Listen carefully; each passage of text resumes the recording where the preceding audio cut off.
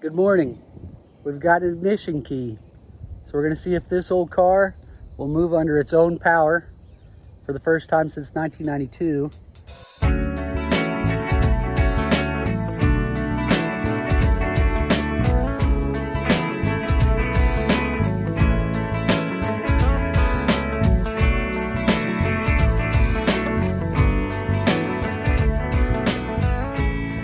Okay, let me show you what I've got going on here. I've got the gas can with the fuel line in it. And forgive me, it's a little windy. I may have to do this as a voiceover. I don't know, we'll see when I get inside the house. But I've got a battery that won't fit down in there. It's too wide. So I've got it rigged up a little bit there. We're not going far. We're just going up to the house, into the garage there. So not far. I put water in the radiator about an hour ago and it's right there. So I haven't seen any leak off yet, but I'll leave it open. That way we can tell if the thermostat is opening or not. Okay, so let's go ahead and hook up the battery to the positive here. Make sure our new key works.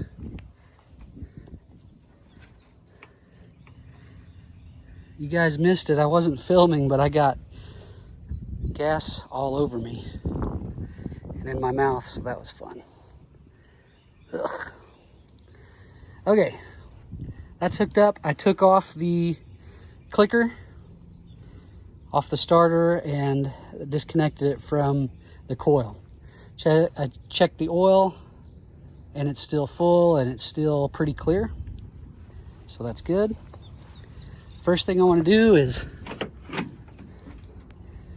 we're going to click over the key, and I've got to say, the locksmith that did this, look at that, it worked. All right, nothing sizzling yet. The locksmith that did this did it all by hand. I brought him that key cylinder right there for that door, and he was able to make an ignition key for me. So pretty cool. Let's see if these windows work. I don't know if they are or not. No way. Look at that. I don't know if they'll go up or not, so. No way. Oh, that's just too cool. This is a cool car. Very cool.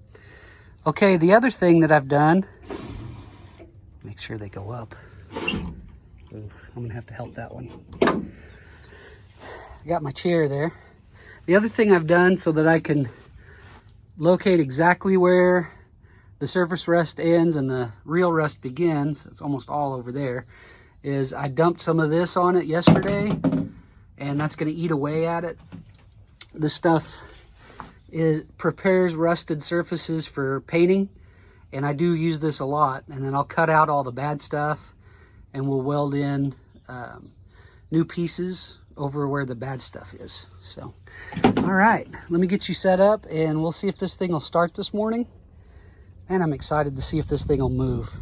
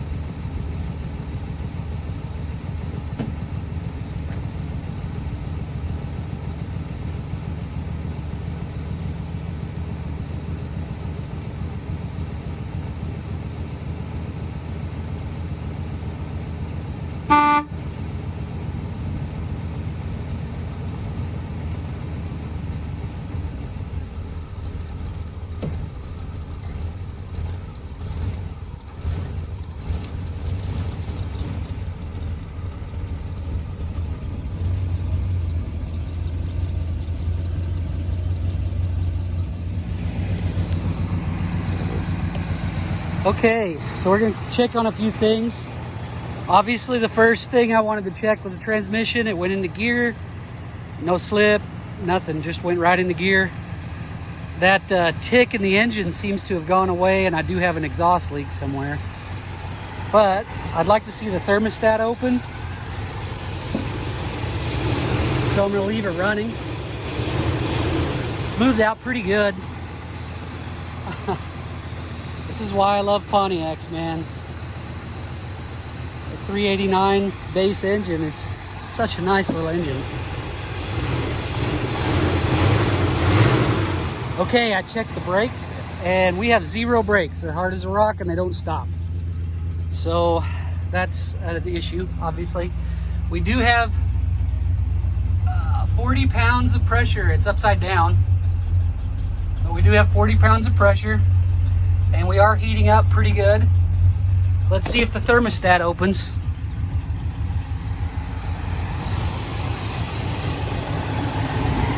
Oh, it's low. I don't know if you guys can see that or not, but it is definitely sucking water in.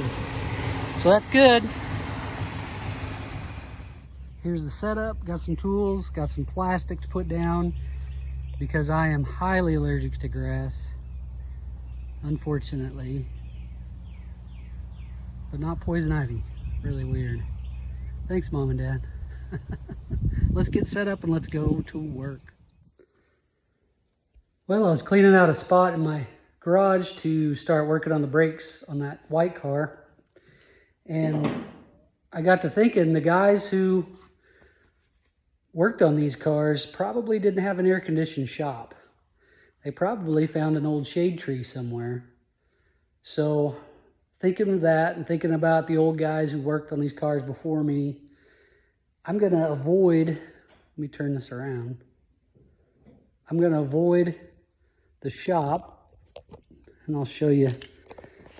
The air temperature in here is about 69.3. And I'm going to find a shade tree out there. It's noon in Oklahoma. And we're going to do these brakes outside. Air temperature is 92.8. Okay, we have updates. I've taken off both the front wheels, the hubs, and cracked open the certs for the brakes. And it was still hard as a rock. I went ahead and started it to see if the power brake booster would help me. Didn't work. I ended up replacing the vacuum line for the power brake booster, and still hard as a rock, and no, exactly 0, sorry about the wind, exactly 0 fluid came out, either cert on either wheel. So I've got something else going on, and I believe it's this master cylinder. I went ahead and loosened it up. I'm gonna take it out, and did require a little heat. So those are pretty handy. Anyway, we'll get this going and out of here and see what it looks like. Okay, tell me if that moves now.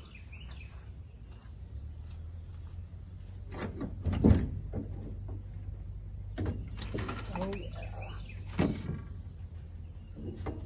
I think we found our problem. It's definitely this guy.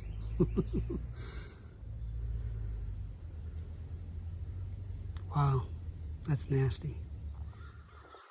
I thought while we were waiting on brake parts, I'd go ahead and pressurize the fuel tank. This does 2 things. One, it tells you if you have any pinholes in the fuel tank itself. And 2, I've got oil change catch pan underneath the front where the fuel line ends. I've got it disconnected, and this will blow out those fuel lines. But you got to do a couple things. So obviously, the air's gonna go to the path of least resistance. So you've got to. I made this a long time ago. I don't even remember what it was for. But basically, you put it up to your compressor, turn on the compressor, and then you've got to use your other finger. Take this off. This is a vent tube. your other finger to stop that. And now you can pressurize the tank. So I'm gonna go ahead and do that and see, hopefully we can salvage this tank. I'm not hopeful because I have bought 6 fuel tanks in the last 12 months. So when these cars sit a long time, which is the way I seem to always get my cars, sitting in a museum or a garage, or even like this one, a shed, the fuel tanks are usually rusty.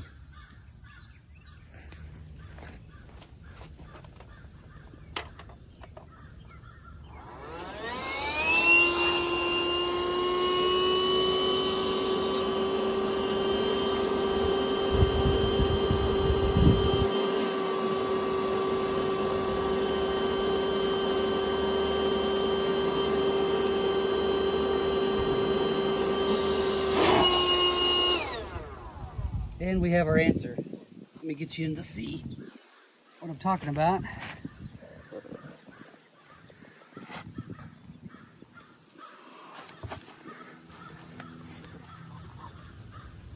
See the leak? There's some pinhole in that gas tank. Oh boy. Well, I'm gonna order the 8th gas tank in the last 12 months. All right, let me show you the setup. We've got front wheel cylinders. We've got a master cylinder, and it does say do not bench bleed this system, which I'll show you how to do that on the car. It's really easy. And some Delco wheel cylinders for the back. It's the same as several Impalas and even some Chevy trucks in the back, but the fronts are very specific to this Pontiac, the 11-inch drum Pontiac. So, and that doesn't matter if it's 8-lug or not. For you guys out there like me that love the Pontiac 8-lugs, it's the same. I should buy this stuff in bulk, but I've got it on where it's a quick order on my Amazon cart. That and fuel tanks, I guess now, right? Which I get through O'Reilly's. Shout out to my buddy Greg, who's the manager at the O'Reilly's here in town, that sees me almost every day.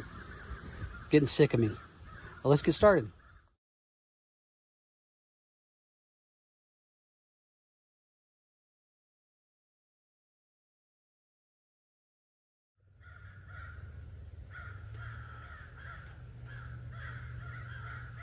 I've got it all connected. Unfortunately, this was already rounded off, so I had to use channel locks to get it back on. But always start these by hand and try to put them as far as you can with just your finger within there, because you do not want to cross thread that. And it can happen real easily. Whenever you're putting it in, just if it gets too hard, back it off a little bit, make sure you're not cross thread and go. And then just the last, half a turn mechanically. But you can see that's bubbling. I'm gonna pump some fluid through it to make sure it primes. And then I'm gonna put the pump on the front 2 certs and pump it through. Try to get all this old, I didn't want to blow air through that. I thought that would be kind of stupid to get all that air in your system and then have to bleed all that out over time. So I'm just going to pump new through. I've got several cans of .3 brake fluid that I'm just going to pump through it and just see if I can get all the air out in advance. I don't know what the correct way to do it is. I guess I should just look it up and watch a professional. I'm not by any means a professional, but this is how I always do it, and it seems to work. All the brakes in my other cars work fine. So anyway, we're gonna get on this.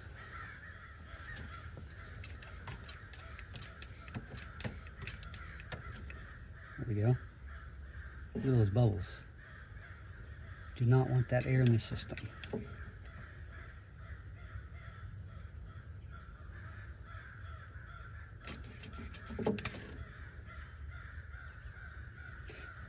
This tool is really handy if you don't have somebody that can, sit in the car and pump up the brakes for you. Of course, you want this in this situation anyway, but I'm talking about bleeding the bottom.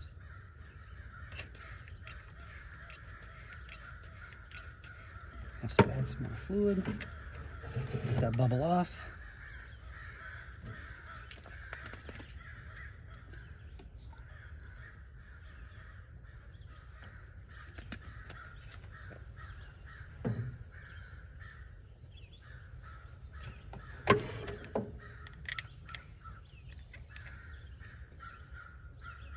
See the bubbles coming through. A bit of, and I will not reuse that brake fluid that's in the reservoir there. Obviously, it's already kind of discolored, got some rust in it probably. Where's a second of that from? Okay, I've broken the cert over and I've put the sock or whatever you will on the cert, and I'm gonna pump it up, see if there's any air that comes out. Oh yeah. Now some of you guys are gonna ask, why are you gonna do that if you're gonna do wheel cylinders too? I'm just trying to get the air out of the lines first. I'm probably gonna end up having to do wheel cylinders. You guys see how rusty that is. I'm sure those boots are just shot. So we're gonna end up doing it anyway, I'm sure. But I wanna go ahead and get as much air as I can out of the line, and then I'm gonna go ahead and see if they work first, obviously.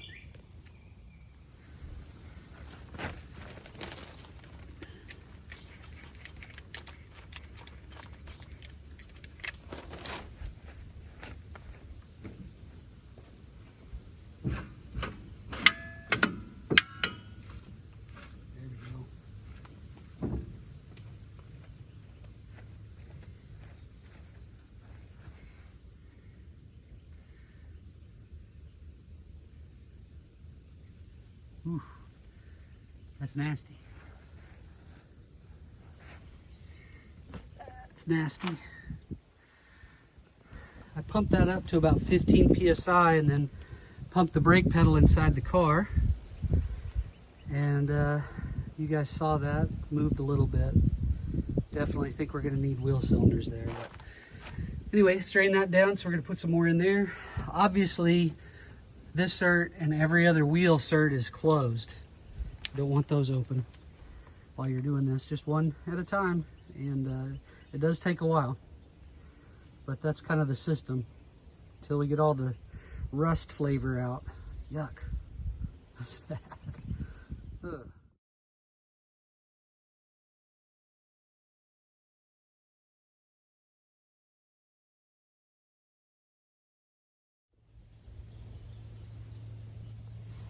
Okay, so we've got clean fluid coming through, so I'm gonna tighten that back up. All that nasty from the line, you can see that. What I don't think you guys saw is I went ahead and put the cap on and used the pedal to pump out the rest of the junk. One down, 3 to go in step 1 of 176. I've got the other side bled and all the disgusting rusty fluid out of it. I'm gonna go ahead and cold start this. I haven't pre-started it or anything. I just want to see kind of how it feels with the brake booster going, but also I wanted to see how easily this thing starts up, or vice versa, I guess. So let's try it out.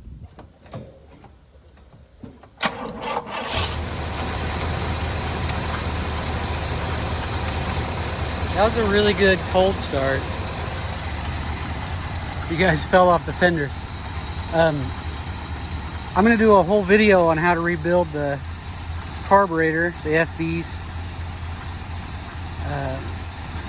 but I am going to rebuild that. It needs an accelerator pump pretty badly.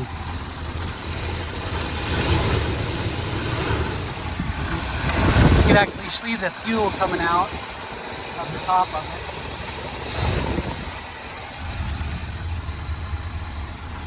Let's see how the brakes work. Anyway, we're going to go ahead and take this brake apart from the top, and there's 2 bolts behind, and then there's the brake line, which is a solid line until right here. You can see, there you are, right there. And then you take the rubber line off down here. These usually crack. I do keep a bunch of these in my garage, so if this one does crack, I actually have a replacement for both fronts. Will we start in the back? I may not.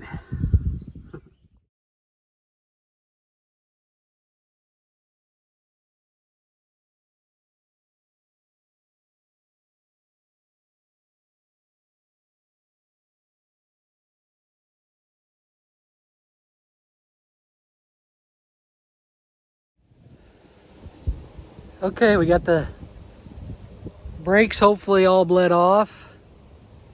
The rear brakes look pretty good. So anyway, what were the questions we were going to ask? Will it start? Will it run? Will it drive? And will it stop? I guess we're going to find out the last one.